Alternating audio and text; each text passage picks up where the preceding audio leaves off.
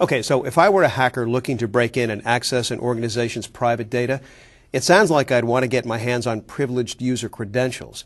But let me ask you, are privileged user accounts really more of a target for hackers than non-privileged accounts? I would say that the risk is probably the same, but the reward is far greater.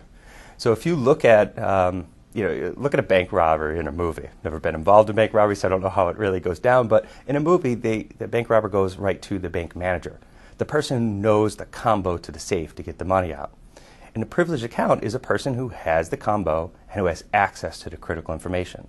So that's why these hackers use very targeted attacks. They'll go through social media, they'll use information from that to then do what's called phishing attacks and really target the individual because they know they have access.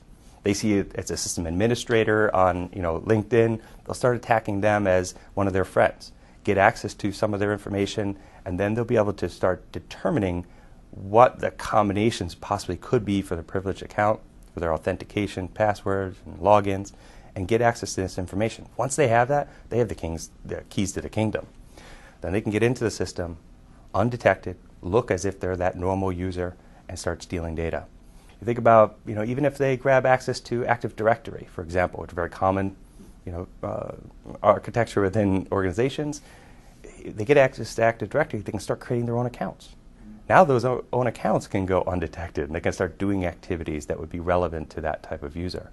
So it's a very scary proposition, and it's one that targeted attacks have really done a good job of going after and trying to exploit.